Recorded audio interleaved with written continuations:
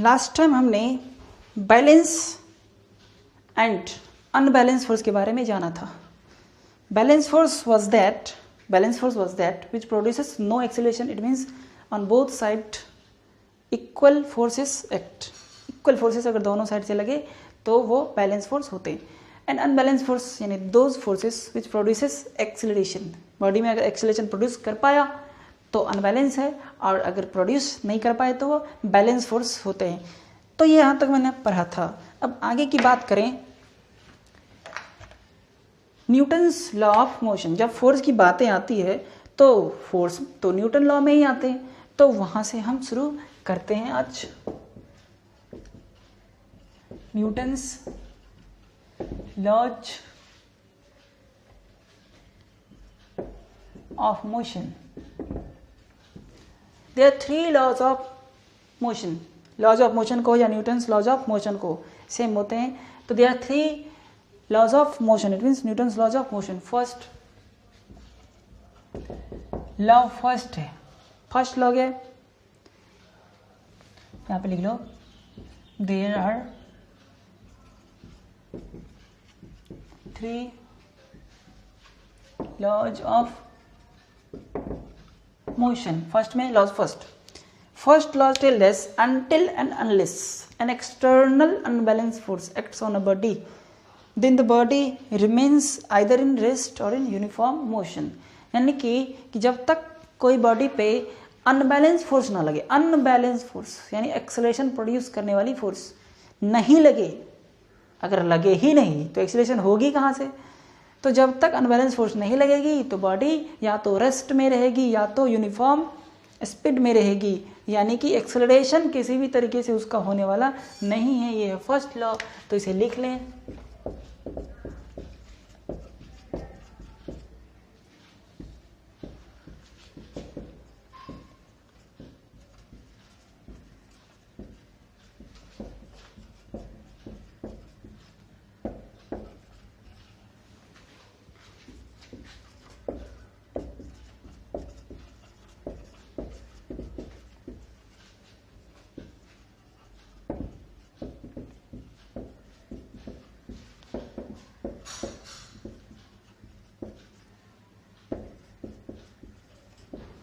Uniform speed या uniform motion या uniform velocity.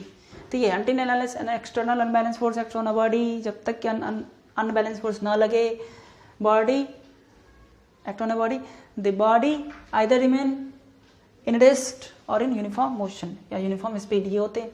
अगर अनबैलेंस फोर्स लग जाए तो एक्सेलरेशन आ जाएगी, तो लॉ 2 हो जाएगी। अब इस पे कुछ एग्जांपल्स हम समझ लें, बाकी आप बुक की भी मदद लेना चाहिए। ऐसा नहीं है कि सारी चीज़ वीडियो से काम चले, ठीक, बुक्स भी है और बुक्स भी पढ़नी चाहिए, तो आप वहाँ से भी एग्जांपल्स पढ़िए। अब हम कुछ एग्जांपल बताने जा रहे हैं कि एक ग्लास होता है ना, सुनेंगे जो कुछ भी, एक ग्लास है, उसके ऊपर एक कार्डबोर्ड पतला सा रख दिया, कार्डबोर्ड रख दिया ग्लास के ऊपर है, और उस कार्डबोर्ड के ऊपर ना एक कॉइन रख दिया, कार्डबोर्ड पे हिट किया। मैंने क्या कहा, ग्लास रखा, मैंने ग्लास रखा, इस ग्लास के ऊपर एक कार्डबोर्ड रख दिया, कार्डबोर्ड पे यहाँ पे कॉइन है, जस्ट ग्लास के होल के ऊपर कॉइन है, इसको मैंने फोर्स लगा के हिट करा, सिर्फ कार्डबोर्ड को, ठीक। तो जैसे ही हिट करा तो कार्डबोर्ड तो आगे चले गए, लेकिन कॉइन ग्लास में गिर गया। अब ये एक और बातें हैं कि कार्डबोर्ड और कॉइन के बीच कोई फोर्स नहीं है, कार्डबोर्ड और कॉइन के बीच कोई फोर्स नहीं है, यानी फ्रिक्शनल फोर्स नहीं है, चिकना स्मूथ है, स्मूथ। ये कार्डबोर्ड और कॉइन के बीच की सरफेस स्मूथ है, तो जैसे इस पे फोर्स लगाया तो ये कार्डबोर्ड आगे की तरफ भागा, लेकिन हमने जिस पे फोर्स लगाया सिर्फ वो आगे गया। क्या कॉइन पे फोर्स लगा? कॉइन पे तो हमने फोर्स नहीं लगाया, तो कॉइन वहीं रह गया, और जैसे ही कार्डबोर्ड आगे निकल गया तो कॉइन नीचे गिर गया। तो जिस पे फोर्स लगा सिर्फ वही आगे गया, जिस पे नहीं लगा वो आगे नहीं गया। तो ये बताती है फर्स्ट लॉ को। तो ये है फर्स्ट लॉ। यहाँ पे हमने एक एग्जांपल इलस्ट्रेशन दिया। तो फर्स्ट लॉ में ये है कि जब तक फोर्स ना लगे तब तक कुछ भी एक्सेलरेशन होने वाले उसके नहीं हैं। लॉ 2 क्या है? लॉ 2 है कि जब अगर फोर्स लगी तो एक्सीलरेशन होगा, लेकिन इसको ऐसे कहते हैं एक्सीलरेशन होना इट मीन्स वेलोसिटी चेंज होना, वेलोसिटी चेंज होना, वेलोसिटी चेंज होना इट मीन्स मोमेंटम चेंज होना, और मोमेंटम चेंज होना इट मीन्स कि टाइम तो लगा ही होगा। इसका मतलब है कि मोमेंटम के चेंज होना टाइम के साथ है, टाइम के साथ मोमेंटम चेंज होगा ना, तो उसको ऐसे भी कह सकते हैं rate of change in momentum. Time लगना मतलब रेट, टाइम से डिवाइड करना, तो rate of change of momentum is directly proportional to force applied on a body. कि कितना फोर्स लगाए हैं उसी हिसाब से हमारा मोमेंटम चेंज होगा, उसी हिसाब से एक्सीलरेशन होगा, उसी हिसाब से वेलोसिटी में चेंज होगी। कम लगाऊंगा तो कम चेंज होगी, ज़्यादा फोर्स लगाऊंगा तो ज़्यादा चेंज होगी। ये चीज़ें हैं। लॉ 2 बताते हैं कि rate of change in momentum, rate मतलब टाइम से डिवाइड करना, जो कुछ भी वो टाइम लगा है चेंज होने में, is directly proportional to applied force.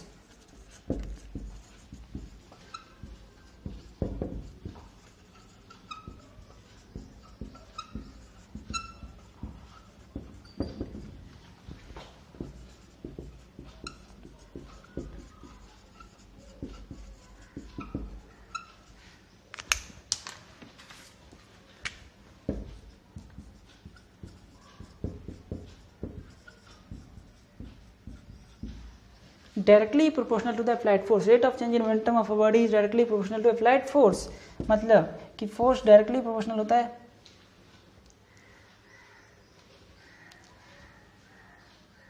Rate of change in momentum, यानी कि ऐसे कह लो change in momentum by time. This इधर भी आ सकता है और ये इधर भी जा सकता है, उसमें कोई दिक्कत नहीं है।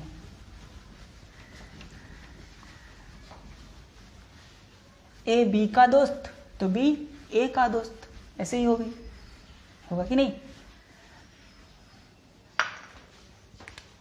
तो change in momentum is directly proportional to force, या force directly proportional to change in momentum. ये डायरेक्टली प्रोपोर्शनल का साइन है, ठीक है, ये डायरेक्टली प्रोपोर्शनल। इसका मतलब ये है कि अगर ये बढ़ेगी तो ये चीज़ें भी बढ़ेगी, and if this decreases it means this terms also decreases. Directly का मतलब ये होता है। अब चलो आगे बढ़ते हैं। तो F directly change in momentum मतलब final momentum minus initial momentum by time. अब आपको एक दिक्कत है, आपको ये मोमेंटम पता नहीं है, तो एक काम करो, मैं पहले मोमेंटम, आप इसे लिखने से पहले मोमेंटम को लिख लेना, ठीक है, कहीं साइड में या कहीं पे भी। तो मोमेंटम यहाँ पे हम पहले जान लेते हैं, मोमेंटम जिसको पी से कहते हैं, ठीक। तो मोमेंटम होते हैं मास एंड वेलोसिटी का प्रोडक्ट। मास, जैसे कि मैं भी वेलोसिटी से दौड़ूं, वेलोसिटी से, स्पीड नहीं, वेलोसिटी, डायरेक्शन लेना है मुझे। तो अगर कोई मास भी वेलोसिटी से दौड़े देन उसका मोमेंटम है मास into velocity, the product of mass and velocity.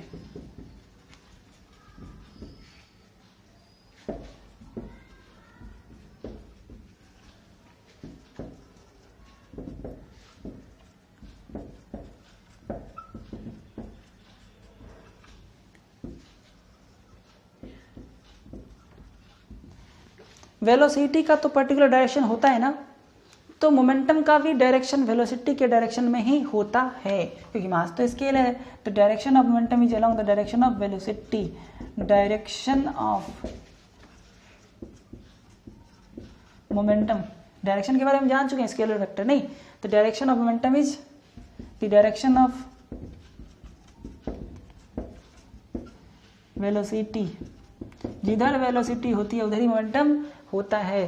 तो mass, product of mass and velocity थे ना, तो मोमेंटम को हम क्या कह सकते हैं, मोमेंटम बराबर मास इंटू वेलोसिटी। वेलोसिटी मतलब कि मोमेंटम को p कहते हैं, मास को m कहते हैं, वेलोसिटी को v कहते हैं, ठीक है। ये सब चीज़ें वेक्टर है ना, वेक्टर है तो ऊपर एरो लगा सकते हैं। एरो मतलब कि वो चीज़ें वेक्टर है। तो p बराबर mv कहो, आपके स्टैंडर्ड में ऐसे भी चलेगी, वेक्टर लगाने की जरूरत नहीं पड़ती है। जिसके ऊपर वेक्टर होते हैं यानी ये एरो होते हैं वो वेक्टर क्वांटिटी होता है। m मास है जो स्केलर है, इसीलिए इसके ऊपर एरो नहीं है। हालांकि हमारे लिए यही दिखते हैं, p बराबर m भी दिखते हैं, लेकिन हम ये भी लिख सकते हैं। अब इस लॉ को लिख लो, पॉज करके मैं इसे रब कर रहा हूँ। तो ये चीज़ें हो गई। तो मोमेंटम आप पहले ही लिख लेना और फिर लॉ 2 शुरू करना, ठीक है, या लॉ से पहले ही लिख लेना अगर नहीं लिखे हो तो मोमेंटम हो गया मास इनटू वेलोसिटी। हाँ, SI यूनिट क्या होगी? SI unit of momentum is mass velocity है ना, तो मास का kg, वेलोसिटी का मीटर पर सेकेंड, तो kg मीटर पर सेकेंड। ऐसा unit of momentum is kg metre per second. तो क्या होते हैं ये भी पता चला गया, फॉर्मूला क्या होता है ये भी, ऐसा यूनिट क्या होता है ये भी, डायरेक्शन क्या होता है ये भी। तो हम तो मोमेंटम तो तब जान लिए नहीं, ठीक जान लिए मोमेंटम, अब यूज़ करता हूँ। अब वो लॉ जैसे था वैसे ही चलते रहेगा आगे। तो हमने देखा कि force directly proportional to P2 - P1/T। टाइम को T कह देता हूँ, नहीं टाइम को तो T कहूँगा ना, तो P2 - P1/T rate of change in momentum. यहाँ पे T के बदले T2 - T1 भी कह सकते हैं। T2 - T1 मतलब जो कुछ भी टाइम लगा है, T2 - T1 भी यहाँ पे कह सकते थे, लेकिन मैंने T दिया है, चलो कोई बात नहीं, आसान रहेगा। तो फोर्स जब ये प्रोपोर्शनलिटी हटता है, देन एक कांस्टेंट आते हैं के, P2 के बदले P2 कह सकते हैं ना mv2, अब तो पता है ना mv होते हैं मोमेंटम, p होते हैं mv। तो दूसरा यानी फाइनल 2 मतलब क्या, 2 मतलब टू डिपेंड, मतलब ये शो कर रहा है कि बाद वाला momentum final momentum, and 1 depend कर रहा है यानी 1 शो कर रहा है initial momentum. This is final momentum, this is initial momentum, तब तो चेंज होगा ना फाइनल वाले इनिशियल। तो मोमेंटम होता है mv बाद वाला भी माइनस mv तो पहले वाला भी बाई टी। नहीं, मोमेंटम होता है m इंटू भी, तो ये फाइनल मोमेंटम है तो m तो वही रहेगा ना, कोई भी मास थोड़ा ना चेंज हो जाएगा दौड़ेगा तो mass into final velocity minus mass into initial velocity. तो चलो भाई ठीक है, m कॉमन ले लूँ, v2 - v1/t f बराबर k m v2 - v1 final velocity minus initial velocity by time, final velocity minus initial velocity by time यानी कि v - u/t है। इसका मतलब ये v - u/t है, तो ये तो एक्सेलरेशन है, v - u/t को एक्सेलरेशन है। अब ये k का क्या वैल्यू होगा, अब एक्सपेरिमेंट करा गया। अब क्या हुआ, एक्सपेरिमेंट किया, उसमें एक्सपेरिमेंट क्या था, तो 1 kg का मास लिया, 1 kg का मास लिया और उस पर फोर्स लगा दिया 1 न्यूटन का। एक्सपेरिमेंट ये था कि 1 kg का मास लिया और उस पर फोर्स लगा दिया 1 न्यूटन, तो उसकी एक्सेलरेशन आई 1। कैलकुलेट जब करा तो वेन मास लिया गया 1 kg का एंड फोर्स लगा दिया गया 1 न्यूटन, तब यानी देन ये चीज़ें जब लिया गया, वेन मास लिया 1 kg का एंड फोर्स लिया 1 न्यूटन का, तब जो फोर्स लगाया देन एक्सेलरेशन आया 1 मीटर पर सेकेंड स्क्वायर। देखा गया अरे ये तो इसकी एक्सेलरेशन तो 1 है, तब सब चीज़ें यहाँ पे रख दिया। सो एफ की जगह क्या 1 रख दूँ, के तो निकालना है, एम तो 1 रखा, ए तो 1 आया है, तो के आ गए 1, तो के का वैल्यू 1 हुआ। तो फिर से के अगेन के को पुट कर दो तो आ जाएगी।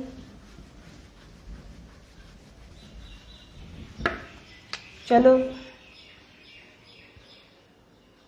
इसीलिए F बराबर के एम ए या F बराबर एम ए। F है फोर्स, M है मास ऑफ बॉडी, A है एक्सीलरेशन ऑफ बॉडी, तीनों चीज फोर्स बराबर मास इंटू एक्सीलरेशन, फोर्स बराबर मास इंटू एक्सीलरेशन, F बराबर ma। ऐसा unit of force is Newton, कभी लिखे थे लास्ट वीडियो में, तो ऐसा unit of force is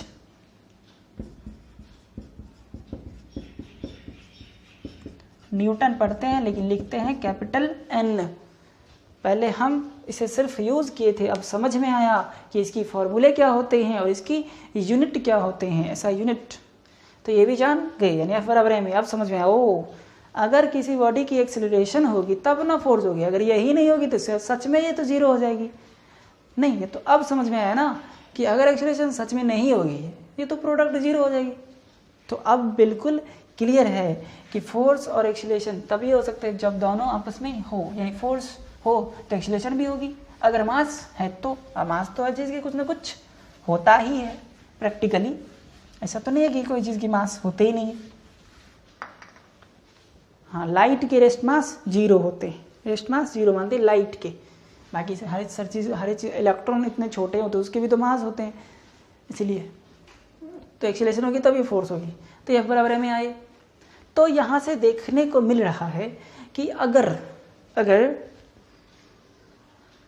force mass ज़्यादा हो तो फोर्स क्या होगी, यानी कि force directly proportional to mass और force directly proportional to acceleration. So यहाँ पे हम force directly proportional to mass और force directly proportional to acceleration, इसका मतलब ये है कि अगर मास ज़्यादा होगी तो ज़्यादा फोर्स लगाना पड़ेगा। अगर भारी मास है तो ज़्यादा फोर्स लगा के लुढ़काना पड़ता है ना, जैसे हमें ट्रक को ढकेलना है तो एकदम बहुत ज़्यादा फोर्स लगानी पड़ेगी, हम नहीं ढकेल पाएंगे। यानी कि मास ज़्यादा तो फोर्स ज़्यादा अप्लाई करना पड़ता है, और मास कम तो फोर्स कम अप्लाई करना पड़ेगा। डायरेक्टली का मतलब तो वही होते हैं। हाँ, एक चीज़ और, वहाँ पे जो के था ना, के, वो के को लिख लो, के बराबर कांस्टेंट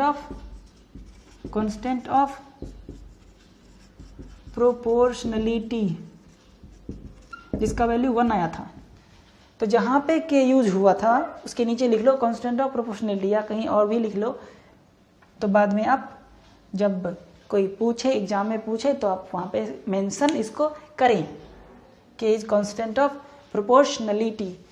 प्रोपोर्शनलिटी जब भी हटती है तो कांस्टेंट आते हैं, इसीलिए हमने वो के यूज किया था। यहाँ पे भी कोई कांस्टेंट आएगा जो के आएगा और 1 उसको कर देंगे, तो फोर्स बढ़ेगी तो मास बढ़ेगी, और फोर्स बढ़ेगी घटेगी तो मास घटेगी। अगर एक्सेलरेशन ज़्यादा प्रोड्यूस करना हो तो फोर्स ज़्यादा लगानी पड़ेगी, है कि नहीं? हल्का सा फोर्स लगाऊंगा ज़्यादा एक्सेलरेशन हो जाएगी, क्या ये पॉसिबल है? ऐसा तो नहीं है। तो अगर एक्सेलरेशन ज़्यादा चाहिए मुझे तो फोर्स भी ज़्यादा लगानी पड़ेगी, और अगर एक्सेलरेशन कम चाहिए तो कम फोर्स लगानी पड़ेगी।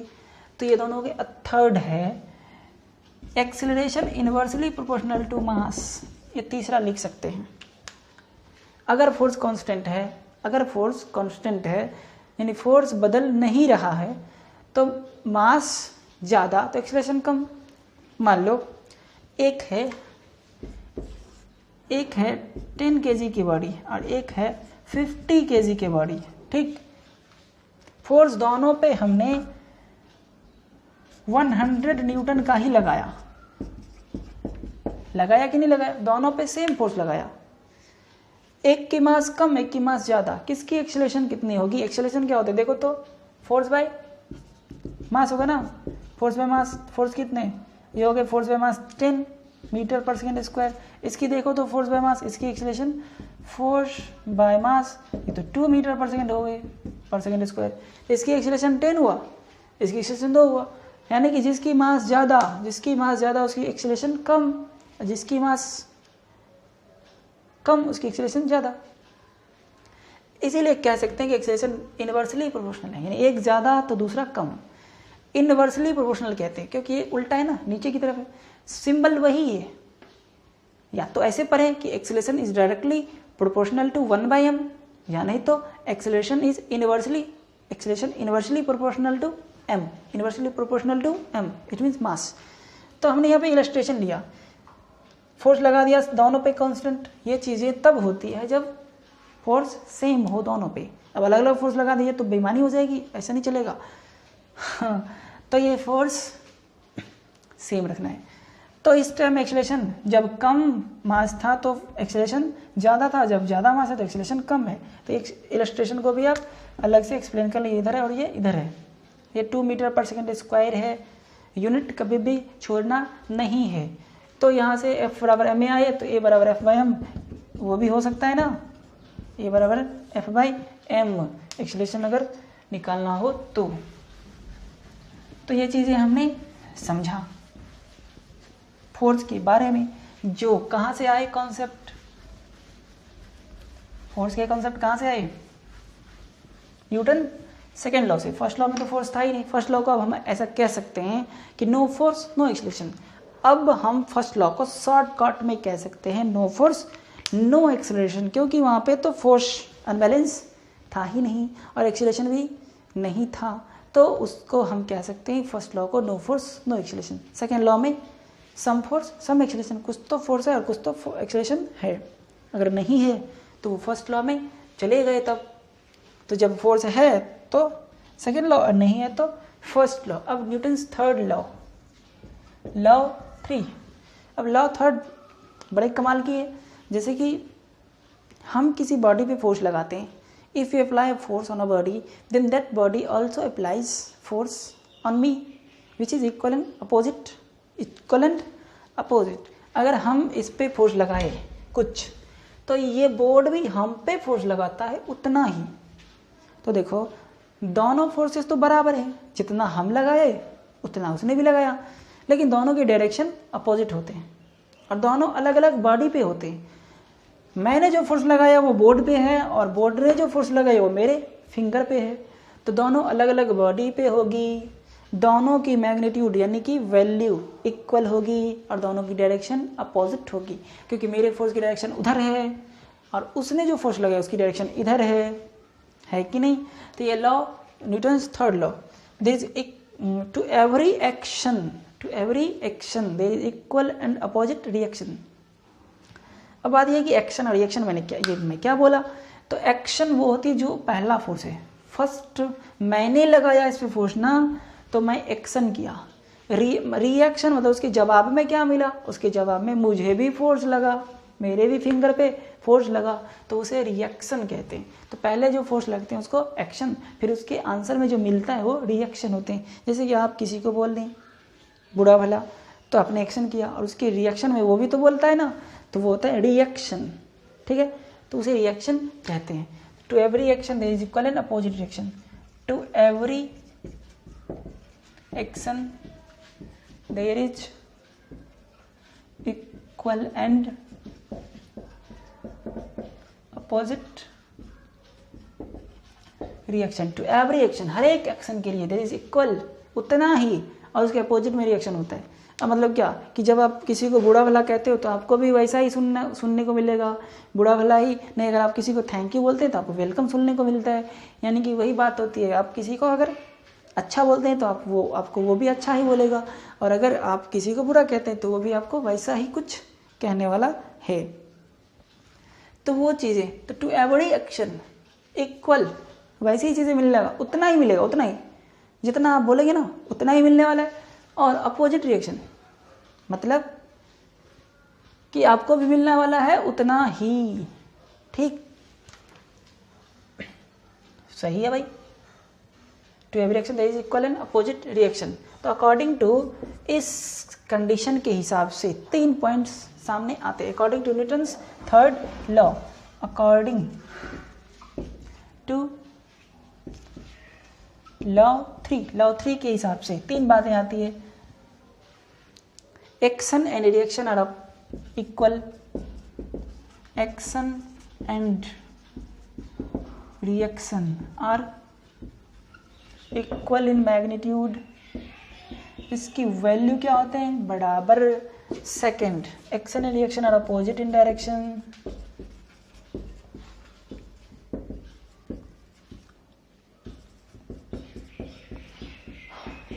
अपोजिट इन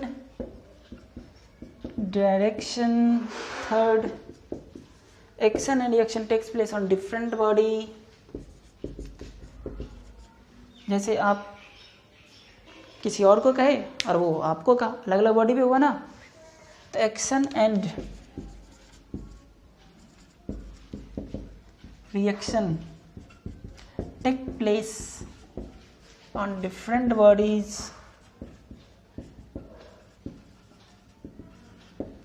अलग अलग बॉडीज पे होता है। अपोजिट डायरेक्शन से मैग्नीट्यूड डिफरेंट बॉडीज, ठीक। तो ये 3 चीज़ें होनी चाहिए। तीनों में से कोई भी एक अगर नहीं है तो वो न्यूटन्स थर्ड लॉ है ही नहीं, न्यूटन्स थर्ड लॉ नहीं है। हाँ, एक और बात है, bodies should be in touch, दोनों क्या होनी चाहिए, टच में होनी चाहिए। तो ये चीज़ें दोनों बॉडी टच में रहेगी, ठीक। तो ये तीनों चीज़ें हमने पढ़ा। अब थोड़ा एग्जाम्पल लेते हैं भाई। एग्जाम्पल में क्या लूँ, जैसे कि टेबल है और बुक है, टेबल है और बुक है, बुक है तो मास टाइम होगी ना। अब टेबल और बुक है तो भाई टेबल मतलब बुक पे अर्थ तो फोर्स लगाएगा ना, अर्थ फोर्स लगाएगा। चलो इसको मिटा दूं, यहाँ पे टेबल यहाँ पे लिख दूं, अर्थ फोर्स लगाएगा। अर्थ लगाता है mg फोर्स।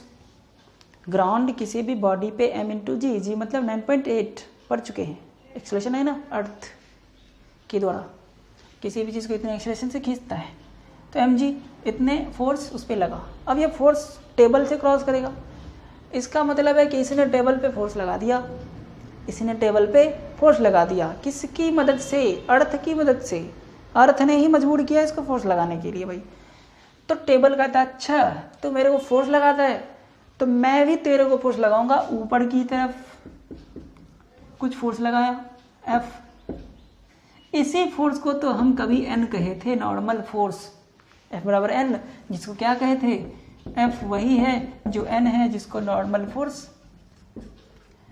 कहे थे कभी, जिसको रिएक्शन भी कहेंगे, क्योंकि एक्शन कौन है यहाँ पे, mg, और ये कौन है, रिएक्शन।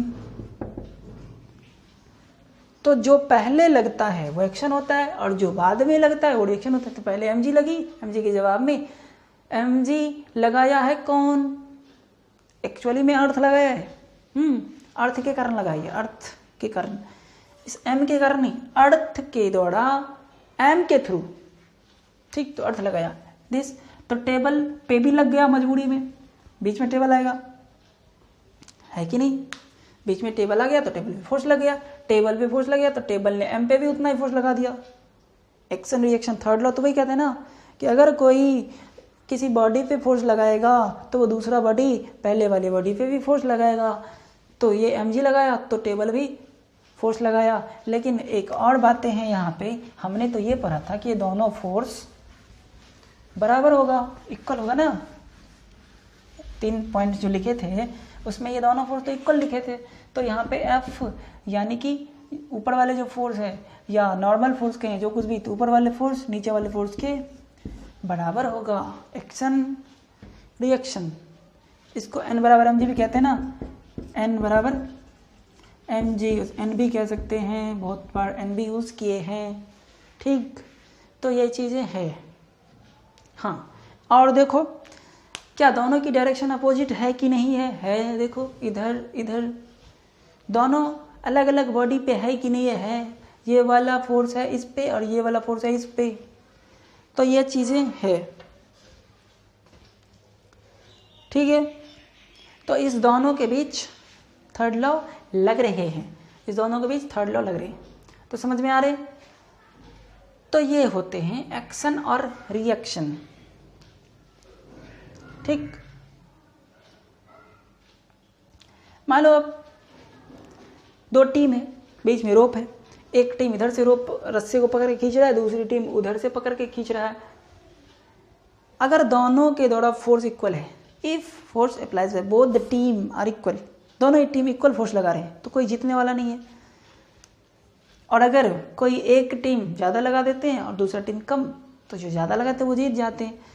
तो जब इक्वल है तो वहाँ पे एक्शन रिएक्शन होगा ना। या कोई और भी केस ले लें, नॉर्मली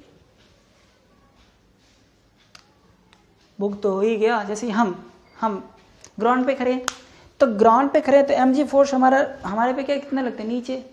हम अगर ग्राउंड पे खड़े हैं तो mg फोर्स कितने लगते हैं, नीचे ग्राउंड की तरफ। तो ग्राउंड भी हम नहीं लगाया mg फोर्स ग्राउंड पे नीचे की तरफ, तो ग्राउंड भी हम पे लगाता है mg फोर्स ऊपर की तरफ। इसीलिए तो ये होता है ना कि जब हम दौड़ते हैं तो जितनी फास्टली एकदम स्टेप को हिट करते हैं, ग्राउंड को, स्टेप से ग्राउंड को हिट करते हैं, यानी पैर से जितनी जोर से उतनी ही ज़्यादा रफ्तार में दौड़ते हैं। क्योंकि होता ये है कि जितनी ज़्यादा एकदम फोर्स से हम ग्राउंड को हिट करेंगे उतनी ज़्यादा फोर्स हमें अपोजिट में मिलने वाला है, तो हमारी स्पीड क्या हो जाएगी, ज़्यादा हो जाती है। तो वहाँ पे भी थर्ड लॉ लगते हैं। तो ये सब चीज़ें हैं, जब भी आप किसी को ज़्यादा फोर्स दोगे, कोई भी चीज़, ये बहुत अच्छी चीज़ है, ये लाइफ में भी अप्लाई होते हैं। कोई भी चीज़ अगर आप किसी को ज़्यादा दोगे तो वैसी ही चीज़ उतनी ही मात्रा में आपको भी मिलने वाला होता है। तो ये थर्ड लॉ होते हैं, इसे समझ लें। ठीक, तो इससे आगे की चीज़ें हम नेक्स्ट वीडियो में पढ़ेंगे। तब तक इस तीनों लॉ को आप अच्छे से समझ के रखना, जिससे कि आगे कोई प्रॉब्लम ना हो।